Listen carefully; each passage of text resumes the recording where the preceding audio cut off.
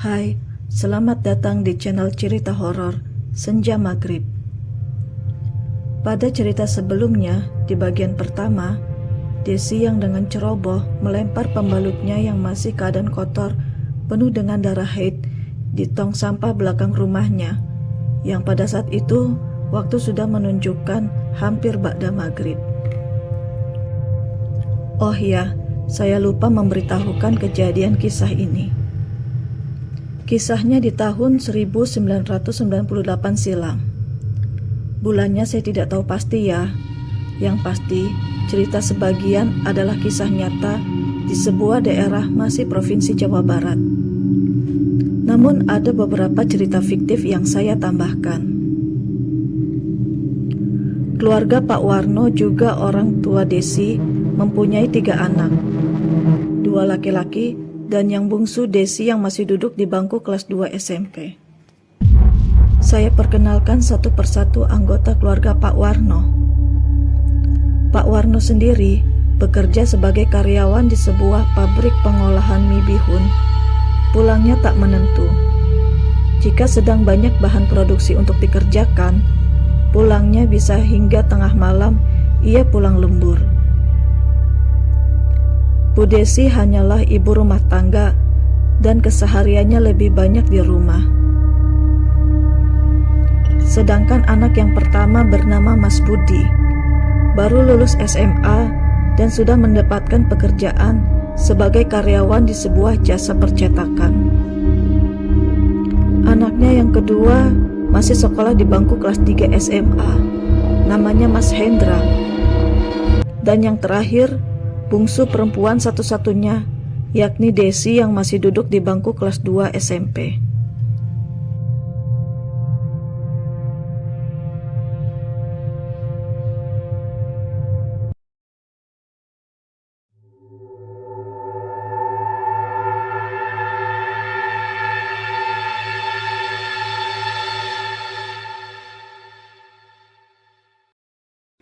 Bu Warno yang dari kemarin tidak menyadari kalau anak gadisnya sedang datang bulan itu, baru tersadar ketika beberapa waktu sholat Desi melewatkannya. Des, kamu sudah sholat maghrib belum? Buruan sholat maghrib, karena waktunya sangat pendek. Kalau kamu menonton TV, kamu pasti akan kelewatan sholat maghribnya.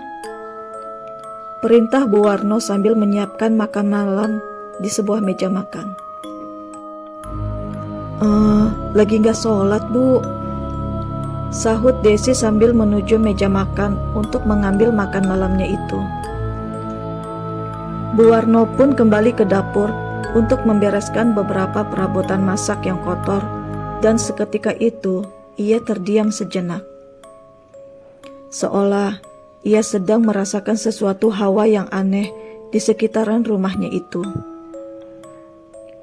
Lalu Bu Warno beranjak keluar rumah lewat dapur melalui pintu belakang. Diamatinya langit senja di kala maghrib itu yang berwarna jingga dengan semburat warna abu tua disertai suara kelelawar yang terlihat berhamburan keluar dari pohon beringin tua yang berumur hampir seabad yang berada di area pemakaman tua yang bisa dilihat langsung dari belakang rumah Desi. Yang terlihat indah, namun agak berbeda, penuh misteri.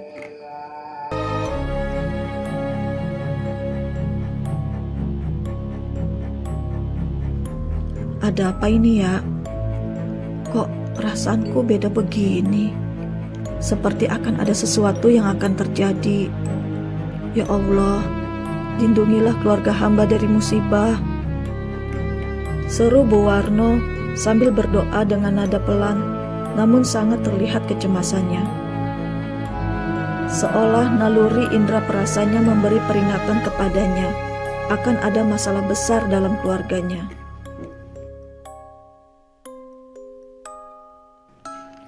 Bu Warno pun bergegas masuk kembali ke dalam rumah. Dilihatnya ruang tengah yang menyatu dengan ruang dapur itu, sehingga dapat melihat secara langsung tembus ke ruang tengah ketika masuk dari pintu belakang dapur. Di karpet yang sudah beralaskan kasur Palembang dengan beberapa bantal favorit masing-masing anggota keluarga, makin terasa nyaman dan hangat suasana keluarga yang sederhana itu.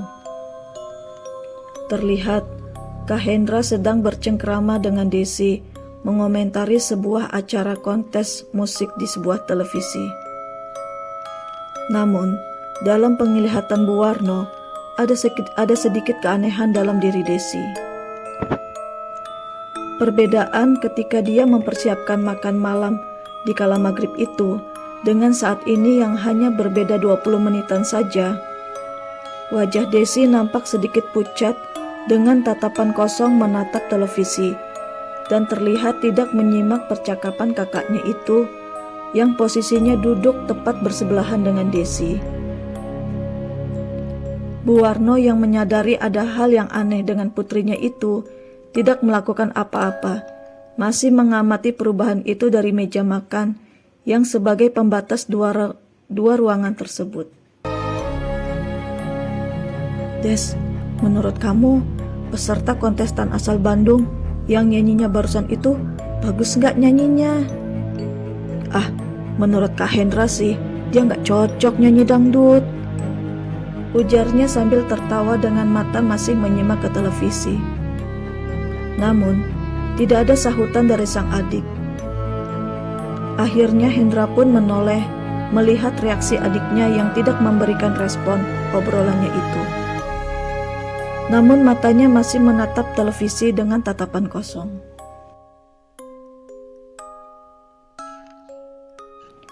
Diguncangkan tubuh Desi oleh Kak Hendra dengan maksud ingin membuyarkan lamunan sang adik.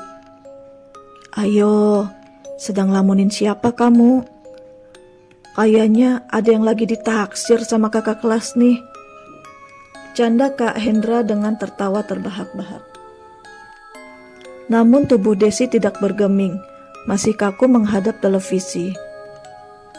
Kemudian, dengan penasaran Kak Hendra pun menoleh menghadap wajah Desi dari depan, dengan wajah pucat pasi dan bola mata yang nyaris berwarna putih. Astagfirullah, Desi, kenapa kamu Des? Jerit Kak Hendra yang sontak menyadarkan tatapan ibunya yang sedari tadi mengamati sosok putrinya dari meja makan. Bu, Ibu, kesini cepetan. Ini Desi Bu, kenapa Bu? Panggil Hendra dengan setengah menjerit memanggil ibunya. Dibaringkan tubuh Desi masih di ruang tengah, dengan kondisi yang tak sadarkan diri, dengan wajah menyeramkan, dengan mulut terbuka menganga lebar. Wajahnya pucat pasi, dengan mata yang masih menghadap ke atas, yang hampir hilang, tak terlihat bola matanya.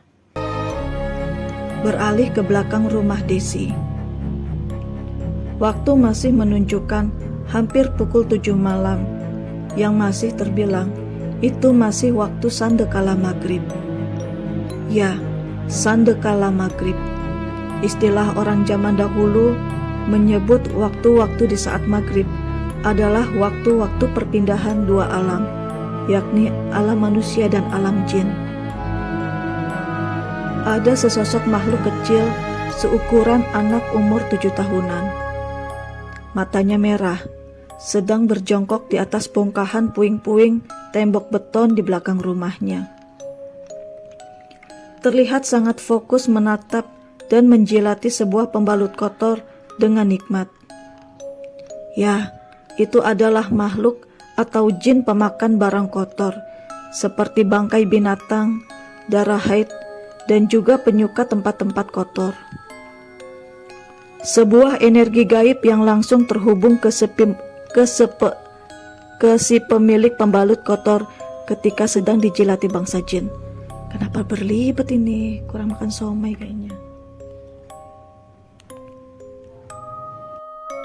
Kembali ke dalam rumah yang pada saat itu hanya ada ibu dan Kak Hendra saja yang sedang mengaji, masih tak mengerti keadaan adiknya itu, yang tiba-tiba saja pingsan, masih dalam keadaan tubuh yang kaku dan mata melotot. sedangkan ibu sibuk menaburkan garam ke segala sudut rumah. Apakah yang terjadi dengan Desi? Ikutin terus kelanjutan dari kisah Darah Hate di bagian 3. Terima kasih.